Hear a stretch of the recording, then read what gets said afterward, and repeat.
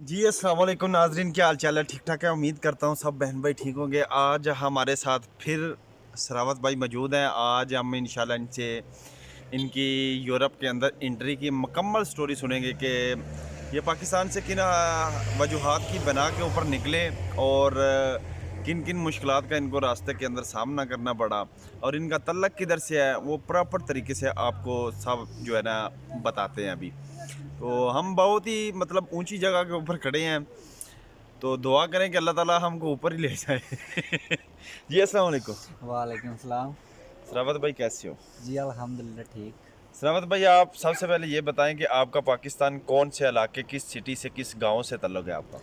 मेरा शहर गुजरात भी है और जलालपुर जट्टा भी है। जलालपुर जट्टा के साथ ही हमारा गाँव है माड़ी बड़ैचा। अच्छा, मतलब माड़ी बड़ैचा से हो आप? जी जी। तो ज़िला गुजरात है। अच्छा, जिला गुजरात और माड़ी बड़ैचा। जी। तो मतलब कौन सा, जब आपने कैसे आपने प्लान किया कि मैं बाहर जाना चाहता हूँ, किस टाइम और कितने अरसा पहले आपने वो प्लान किया था कि मैं अब जो है ना पाकिस्तान छोड़कर किसी दूसरी कंट्री के अंदर मैं सेटल हो जाता हूँ? कितना अरसा पहले ये आपका प्लानिंग थी? ये मेरा तकरीबन 6-7 मंथ पहले प्लान बना था इटली का। मतलब कैसे प्लान बना? किसी दोस्त ने आपको बातों में वर्ग लाया या किस तरह, वो क्या मतलब सीन था? किस वजह से वो आपका जहन में क्या चलता था कि आपने ये डिसाइड कर लिया अपने माँ बाप, बहन भाई, सारे रिश्तेदार, अहलो यार, बल्कि अपनी वो जो मट्टी माँ होती है उसको छोड़ने का वो जो फैसला आपने लिया, वो आपके जहन में क्या ख्याल आया था? देखो कि पाकिस्तान में तो अब कुछ भी नहीं है। हुकूमत अपने बच्चों के बारे सोचती है हमारे, लेकिन बट अवाम के बच्चों के बारे नहीं सोचती। इसलिए डिसाइड किया कि जो अपना कैरियर हम बना सकें तो यूरोप जाना, इटली जाना हम पसंद करेंगे। तो इसलिए प्लान बन गया यूरोप आने का, इटली में। नहीं, मतलब आप किसी और कंट्री में तो जा सकते थे ना, ये ज़रूरी तो नहीं था कि मतलब आप इटली के अंदर ही आते, आप किसी और कंट्री के अंदर भी जाके सेटल हो सकते थे, लेकिन इटली में आना क्यों ज़रूरी था आपको? इटली बेस्ट है, पेपर में भी बेस्ट है। पेपर भी जल्दी मिल जाते हैं यहाँ। अच्छा। और कारोबार में भी ठीक है ये। अच्छा, मतलब आपने वो वीज़ा वगैरह वगैरह अप्लाई किया था या? वीज़ा क्या अप्लाई करना है, पाकिस्तान में वीज़ा मिलता ही नहीं है। रिश्वत मांगते हैं जो ऐसा भी काम करे तो। अच्छा, तो फिर आपको इस मतलब 2 नंबर इलीगल तरीके के रास्ते के ऊपर वो कौन, कैसे आपने वो माइंड बनाया, किस तरह वो बंदा ढूंढा जाए, तो कैसे वो सारा आप तफसील से थोड़ा बताएं ना। देखो जी, ज़िंदगी में एक बार मौका मिलता है नई ज़िंदगी जीने का। अच्छा। तो इसलिए प्लान बना।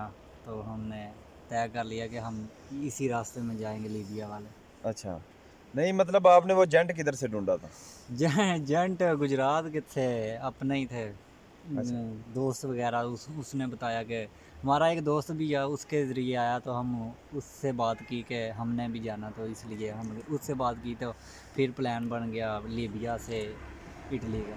कितने पैसों में आपकी उसके साथ बात हुई थी और यही कोई 20-25 लाख में बात हुई थी। डन हुई थी, मतलब पहुंच के देने या गारंटी वगैरह खानी है? गारंटी वगैरह यहीं पहुंच के दे दिए थे। अच्छा, नहीं गारंटी वगैरह पाकिस्तान में नहीं रखाई? नो। तो मतलब जो उसने वो आपको क्या बताया था, किस तरीके से वो आपको लेके जाएगा? यहीं के बताया था कि 10-12 दिन में इटली पहुंचा दूंगा, शिप के ज़रिए अच्छा, से। मतलब उसने तो ये बताया था कि शिप के ज़रिए बता दूंगा, कोई परेशानियां आएंगी या आप आसानी तरीके से वो, यार थोड़ा थोड़ा तफसील से बताएं ना, ताकि देखने वालों को पता चले कि जेंट किस तरह बरगलाते हैं, झूठ बोलते हैं। वो तो उनकी आदत होती है, मतलब कि पोज देने, हर एक टाइप के पोज देने। ऐसा ऐसा जैसा तुम सोच रहे हो ऐसा नहीं होगा, ये नहीं होगा। वो क्योंकि डंकी है उसमें, तो मौत और ज़िंदगी का फ़ैसला होता है रास्ते में। तो हर हालात का सामना करना पड़ता है। अच्छा, लीबिया तक फिर वो आपको मतलब टैक्सी के ज़रिए किस किस तरह लीबिया तक वो लेके आया आपको? वो दुबई में हमारा स्टे था, पाकिस्तान से दुबई, दुबई से। अच्छा, वीज़ा लगवाया था उसने? हाँ, वीज़ा लगवाया था। दुबई दुबई से। जब जेंट से आपकी बात हुई तो कितने दिन के बाद वो आपका वीज़ा अप्लाई हो गया था और कितने दिन बाद आपको वीज़ा मिल गया था? हमने 2 दिन पहले कॉल की थी तो 2 दिन बाद हमको वीज़ा आ गया था, अच्छा, तो इसलिए ठीक है। तो फिर प्लान बना है, तो फिर दुबई से मिस्र से दुबई में आपने लीबिया। कितना स्टे करना पड़ता है या कितना किया था आपने? वो यही होता है 24 घंटे 36 घंटे इतना ही होता है, फिर आगे जाकर मिस्र इजिप्ट में होता है 30-35 घंटे उधर होता है, फिर लीबिया का प्राइवेट जहाज़ होता है, फिर वहाँ से टैक्सी में ले जाया करते हैं सेब में। अच्छा, सेब में उधर से फिर वो एजेंट वगैरह वो उसका कोई राब्ता होता है जो आपको लेकर जाते हैं, ये वो लीगल बंदे होते हैं, इलीगल बंदे होते हैं? वो उनके लीगल बंदे होते हैं जो पैसों से सब काम होता है। अच्छा, तो मतलब उधर सेफ के अंदर जब आप पहुंचे तो उधर पहले को लोग मौजूद थे या आप भी सिर्फ थे या क्या सिस्टम है? नहीं नहीं, वो यहाँ तो 100-200 बंदा भी था, 300 फिर हो गया था, फिर 500 हो गया था, ऐसे करके 1500 बंदा हो गया था आहिस्ता आहिस्ता। अच्छा अच्छा। तो फिर बोल रहे थे आज नहीं कल, आज नहीं कल, तो फिर 1 महीने के बाद हम खाने वगैरह का क्या सिस्टम होता है लीबिया के अंदर? जो मैंने तो काफ़ी लोगों से सुना है कि वो बंदा वो गल सड़ जाता है, वो बीमार हो जाता है, उसका जिस्म जो है ना उसके ऊपर दाने बनना शुरू हो जाते हैं, बहुत बीमारी लग जाती है बंदे को कि मतलब खाने का सिस्टम है ये हकीकत है या वैसे? नहीं, ये हकीकत है। एक हुब्ज़ा देते हैं, वो भी उनकी मर्ज़ी हो तो देते हैं, लेकिन नहीं तो पानी की भी कमी हो जाती है जब हम ज़ीरो पॉइंट पे जाते हैं। नहीं नहीं, सेफ के अंदर खाने पीने का सोने का क्या सिस्टम होता है? सेफ के अंदर वो पहले पहले प्रोटोकॉल देते हैं, बाद में जब ज़ीरो पॉइंट पर ले जाते हैं तो फिर मसला वहाँ बनता है। जीरो पॉइंट मतलब समंदर के ऊपर? हाँ, या सेफ होती है वहाँ, लास्ट सेफ होती है, उसके बाद ले जाते हैं शिप में जब उनका प्लान बनता है। अच्छा, मतलब वो समंदर के ऊपर जब आपको बिल्कुल किनारे के ऊपर ले जाते हैं उसके उधर कितना देर ठहरना पड़ता है, क्या सिस्टम होता है? उधर यही कोई 24 घंटे तो 20 घंटे ऐसा ही, इतने ही सारे। अच्छा, तो मतलब 24-20 घंटे मतलब उधर ठहरना पड़ता है, उसके में वो खाना वगैरह कुछ भी नहीं आपको इतना नॉर्मल सब मतलब ज़िंदा रहने के लिए जो होती है हाँ थोड़ा हाँ, बहुत इतना ही, इतना कुछ ही करते हैं। तो उसके बाद फिर जब बंदा उधर से निकलता है शिप के अंदर बिठाते हैं तो वो शिप शहर के नज़दीक होता है या वो समंदर के अंदर, वो किस तरह वो शिप के अंदर बिठाते हैं ये थोड़ा आप बताएं? वो 4-5 किलोमीटर भाग कर जाना पड़ता है पैदल, तो अच्छा बाद में वहाँ लाइनों में लगा कर बिठाते हैं शिप में। अच्छा शाम को यहीं कोई 11-12 बजे, अच्छा। तो फिर उसके बाद शिप चल पड़ता है। 4 या 5 दिन इतने ही लगते हैं, पानी में रहना पड़ता है। मतलब वो 4-5 दिन के अंदर वो आपको वो खाना वगैरह शिप के अंदर वो मिलता है या आपको अपना खुद लेके वो क्या तरीका कार होता है, थोड़ा तफसील से बताएं। वो हम बस्तों में डाल कर ले जाते हैं लड़के, ये सब चीज़ें, लेकिन 2 दिन में बाद सब कुछ ख़त्म हो जाता है, फिर बर्दाश्त करना पड़ता है। अच्छा, उस शिप के अंदर वो सारे लड़के होते हैं या मतलब नौजवान होते हैं, बूढ़े होते हैं, बुजुर्ग या कोई माएँ बहनें भी कोई मतलब औरत ज़ात भी होती है उसमें? हमारी शिप में तो फैमिली नहीं थी, दूसरी शिप में फैमिली थी, तो मिक्स ही होते हैं, यहीं 40-50 की उम्र में, और ज़्यादातर यंग लड़के होते हैं। सही हो गया। तो फिर मतलब वो 4-5 दिन जितना दिन शिप के अंदर रहना वो उस टाइम बंदे की कैफियत क्या होती है ये बताएं? वो तो फिर अल्लाह ही जाने, वहाँ फिर अल्लाह की दुआ ही चलती है, मतलब कि दुआ ही चलती है। बंदा पूरा मुसलमान होता है हो जाता है वो 4-5 दिनों के अंदर? ऐसा ही है, ऐसा ही है। उस टाइम तो फिर अल्लाह याद आता, आगे पीछे नहीं लोगों को अल्लाह याद वो आता। फिर उस टाइम बंदा कहता है कि या अल्लाह मुझे बचा ले, मैं हर गुनाह से तौबा करता हूँ, जाके अपना काम धंधा करूँगा तो बिल्कुल कोई ऐसा गुनाह नहीं करूँगा। हाँ, ऐसा ही बोलते हैं कि मैं नमाज भी पढ़ूंगा, दुआ भी करूंगा। मतलब कि मन्नतें सूखते हैं वो। हाँ, ऐसा ही है, ऐसा ही, बिल्कुल ठीक लेकिन है। वो जब वो मतलब यूरोप के अंदर पहुंच जाते हैं तो सबसे पहले वो काम क्या करते हैं, वो मतलब वो विस्की की बोतल लेते होंगे।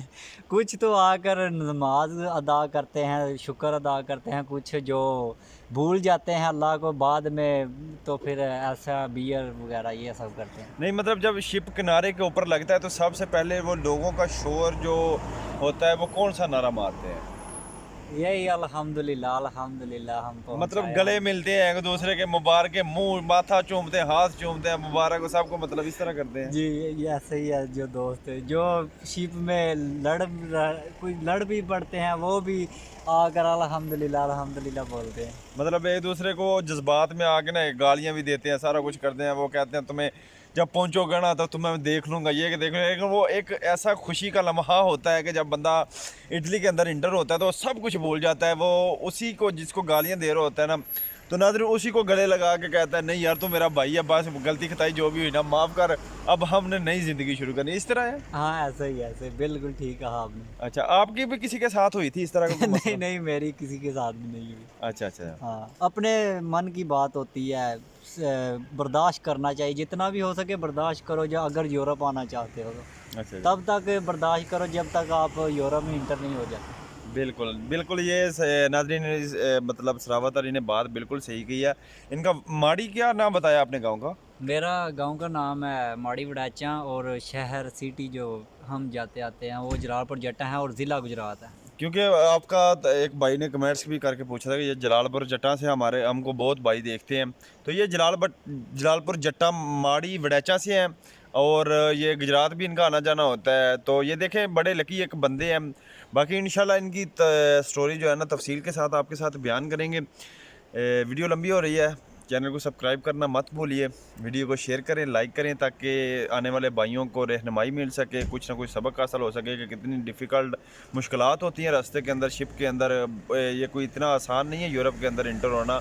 जान हथेली के ऊपर रख कर बंदा अपनी ज़िंदगी और मौत से लड़ कर एक नई ज़िंदगी मतलब लेता है दोबारा। तो लिहाजा एहतियात कीजिए, इलीगल तरीके से आने से बेहतर है कि आप कोई लीगल वे अपनाएं, या मतलब किसी और दूसरे कंट्री के अंदर जाके सेटल होना चाहें तो आप उधर जाके हो सकते हैं। लेकिन ये 2 नंबर तरीके के से बंदा जो है ना, चलो वो तो ज़िंदगी मौत एक अल्लाह के हाथ में है, लेकिन जब तक वो बंदा 2 या 4 महीने, ये मतलब नहीं कह सकता कि मैं 10 दिन में पहुंच जाऊंगा या मैं 15 दिन में। एजेंट तो इसी तरह आपको बातें करते रहेंगे कि आपको एक हफ़्ते के अंदर 10 दिन के अंदर खाना शाना भी मिलेगा, बहुत अच्छी फैसिलिटी सहूलतें मिलेंगी। लेकिन ये सब बकवास है, सब झूठ है, कुछ भी नहीं होता इस तरह का। ये बंदे के लक के ऊपर डिपेंड करता है, आपकी किस्मत। जब आपका दाना पानी ख़त्म होता है तो फिर ये आप ये पीछे पहाड़ियाँ देख रहे हैं ना, मैं तो इन पहाड़ियों के रास्ते से आया था, तो इधर 6-6 महीने भी बंदे को, 2-2 साल भी लोगों को लग जाते हैं इन पहाड़ियों के अंदर। पत्ते भी खाने पड़ते हैं और गंदे पानी भी पीने पड़ते हैं, तो बहुत मुश्किल होता है। तो आप थोड़ा एहतियात कीजिए, और आने वाले भी जो हैं कोई लीगल अपनाइए। दुबई बंदा चला जाता है, मस्कत चला जाता है, जिसका वीज़ा हमको नॉर्मल आसानी से मिल जाता है। यूरोप के अंदर वैसे भी 10 साल तो नॉर्मल बंदे को डॉक्यूमेंट्स नहीं मिलते हैं। वो अगर जो किसी को मिलते हैं 2-4 साल के अंदर, तो वो भी उसका लक खेलता है, बॉडी स्ट्रगल करने के बाद। या कोई आता ही जिसको 6 महीने साल के अंदर, मैंने तो ऐसा बंदा नहीं देखा जो 1 साल के अंदर, ये 6 महीने के अंदर अपने डॉक्यूमेंट्स बनवा ले। लेकिन ये बहुत टाइम हो जाता है। अभी इधर लोगों को 20-20 साल हो गया लेकिन डॉक्यूमेंट्स नहीं मिले। लिहाजा आप कोई लीगल वे अपनाइए जिसके अंदर आप भी खुश रहें, आपकी फैमिली भी खुश रहे, परेशानियाँ टेंशनें ना हो। लेकिन इन पहाड़ों के रास्ते से, समंदरों के रास्ते से आने से, जब तक आप रास्ते में होते हो तो आपको मौत के साथ ही वो हर टाइम बंदा जो है ना, अल्लाह को, वैसे मुसलमान तो हो जाता है, क्यों इसी तरह ही है ना, हाँ हाँ मुसलमान तो भले भले हो जाते हैं। क्योंकि वो बंदे को, इंसान को सवाए मौत की और कोई चीज़ नज़र नहीं आ रही होती। हाँ ऐसे ही 4-5 दिन पानी में तो रहना होता है तो फिर अल्लाह अल्लाह तो करते हैं सब। क्योंकि किनारा तो नज़र नहीं आता। किनारा तो बिल्कुल भी नज़र दूर दूर तक नहीं आता। तो ठीक है नादरीन, मिलेंगे एक अच्छी और नई वीडियो के साथ। तब तक के लिए मुझे इजाज़त दीजिए। ओके, अल्लाह हाफिज़।